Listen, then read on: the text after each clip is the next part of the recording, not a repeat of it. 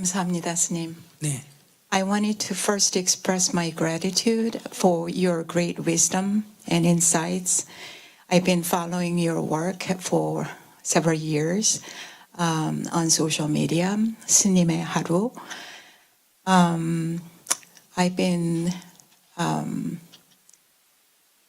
I was reading 동북 아시아 기행, Far Eastern region travel project that you've been leading. And you have been leading numerous projects, humanitarian projects all over the world. In Bhutan, as we saw in the previous reel, India, the Philippines, and many, many other countries. I was struck by the notion of 민족주의, nationalism. In watching your work in Far East Asian regions. And by definition, nationalism requires boundaries, and it distinguishes Koreans and non-Koreans. And I've come to reflect on how nationalism coexists with international humanitarianism that you have been carrying out. So how do those two notions align in your work? And I ask this question without any negative implication, only with great respect and admiration for your work. 감사합니다, 스님.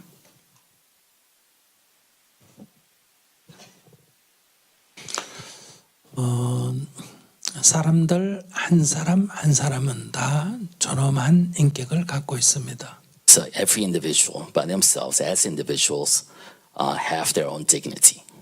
그런데 어떤 사람은 여성이라고 그 존엄성을 잃어버리거나 계급이 낮다고 존엄성을 잃어버리거나 또 어떤 소수라고 존엄성을 잃어버리거나 이렇게 존엄성을 잃어버린 사람들이 많이 있습니다. But there's a lot of people who actually have their dignities taken away from them because they're women, because they're minority, because they're a lower caste.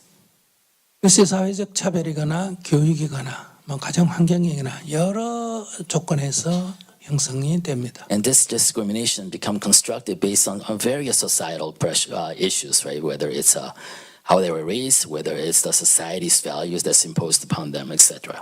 그럴 때 우리는 당신은 조금도 모자람이 없는 존중을 받을 만한 인격이다 하는 것을 끊임없이 얘기해서 스스로 자신이 존엄한 존재임을 자각하도록 도와야 합니다. In that case, we need to tell that person repeatedly until he or she realizes that they're fully deserving of the dignity that's due to them.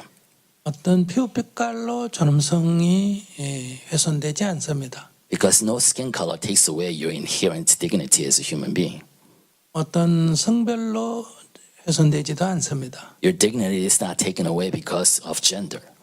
이성애든 동성애든 성애로서 그것이 훼손되지도 않습니다. And whether you're heterosexual or homosexual, your sexual identity does not take away your dignity.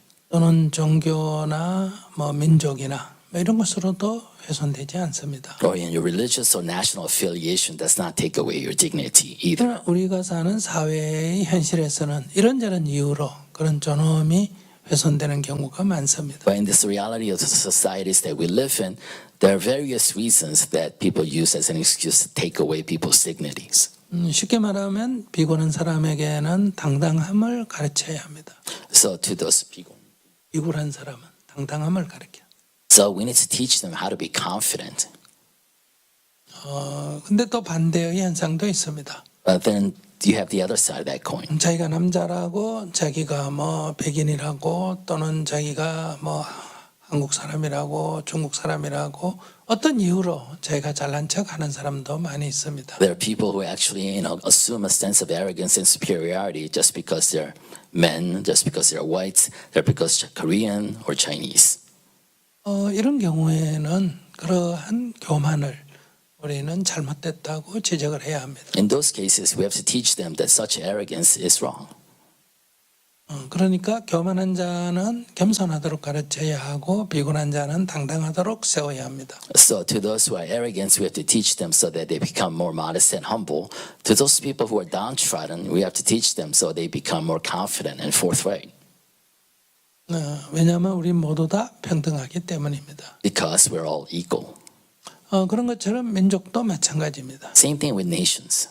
어떤 민족주의가 민족 우월주의로 이루어진 경우가 있습니다. Sometimes we see the evolution of nationalism into jingoism.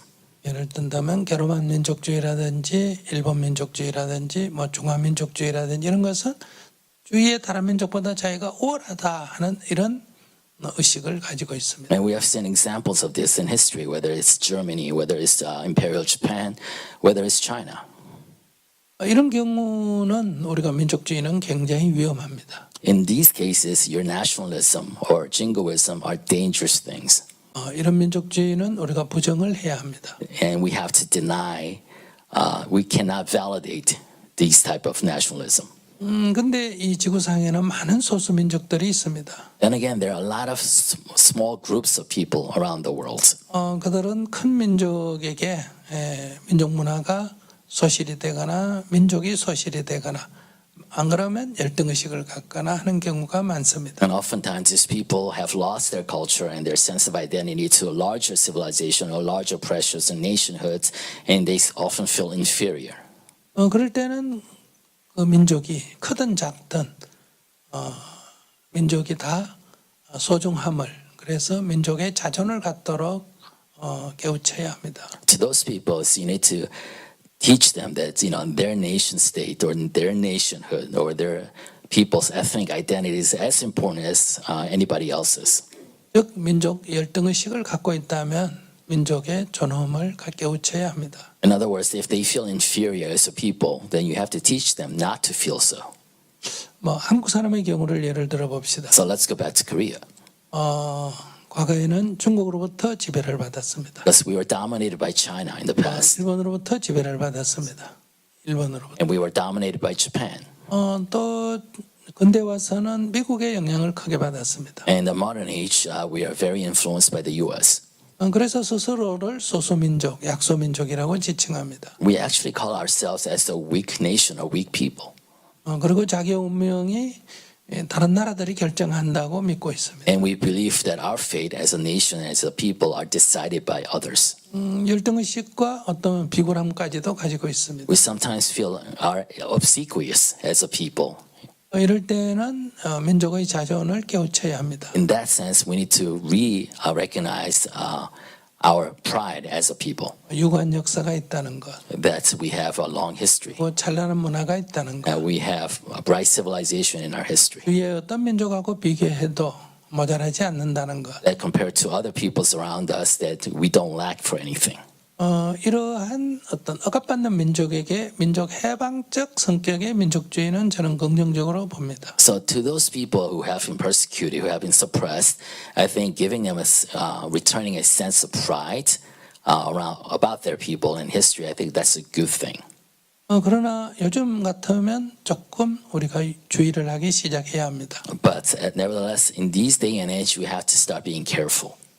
한국의 군사 무기가 가장 잘 만들었다고 외국에 많이 수출한다고 자랑스럽게 생각한다 하면 이건 조금 위험합니다. Because if we start thinking that weapons made in South Korea are superior to others, then we start exporting weapons. There's something to think about. 한류에 대해서도 혹시 민족 우월주의로 변한다면 그것 또한 위험합니다. And it's also dangerous. There's a risk that Korean wave, Hallyu, can actually evolve itself, transform itself into nationalism. 어떤 나라를 침공하는데 공격적인 그런 일에 군대가 파견되는 것을 주의해야 합니다. We also have to be careful not to actually lend our military might to those efforts that tend to be invasive or expansionist. 방어를 위해서는 무기가 필요합니다만은 그런 무기가 대량살상을 하는데 돈을 받고 계속 판다는 것도 멈춰야 합니다. So we need weapons for defense. Nevertheless, selling weapons of mass destruction to others, that is something that we have to stop. 이럴 때는 민족주의를 굉장히 경계해야 합니다. In these situations, you have to be aware and cautious about nationalism. 제가 한국 사람들에게 민족주의를 얘기할 때는 민족의 그런 어떤 자존을 잃었을 때 민족의 자존을 되찾는 것을 제기할 때가 있습니다. So when I speak about nationalism to Korean audience, I focus on the recovery of our pride as people. 그리고 우리 민족이 중요하다면 다른 민족도 다 소중한 것입니다. And also if our people are important, and then other people are equally as important.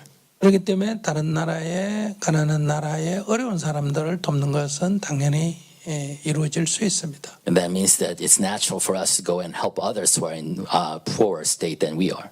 우리도 어려울 때 많은 도움을 받았습니다. Because we ourselves received a lot of help when we were in dire straits. 계속 도움만 받겠다는 것은 잘못된 생각입니다. And to insist on receiving help only is the wrong way to go about this. 우리가 지금 위치가 좀 바뀌었습니다. You know, our situation has greatly changed. 그렇기 때문에 전 세계의 빈곤에 대해서 책임을 져야 합니다. That means we're also responsible for alleviating the poverty we see around the world. 또 환경 위기를 조장하는 이런 지나친 소비에 대해서도 책임을 져야 합니다. We also have to be accountable to the overconsumption that leads to climate crisis.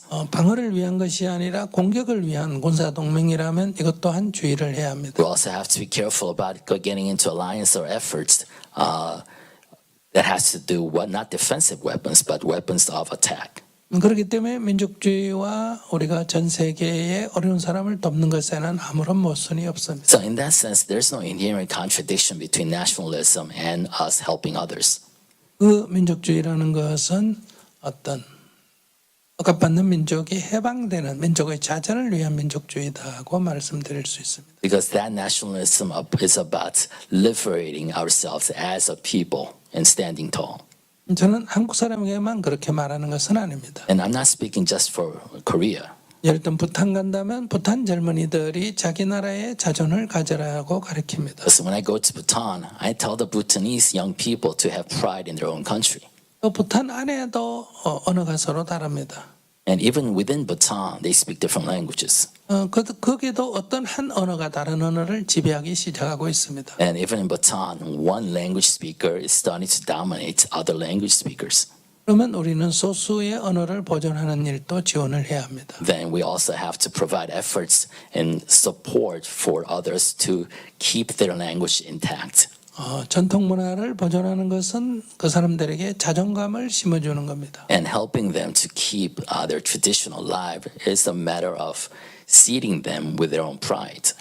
오늘날 세계화라는 이름 하에 소수 언어가 사라지고 있고 소수 문화가 사라지고 있습니다. So we're losing in this globalization wave. We're losing a lot of minor languages and cultures.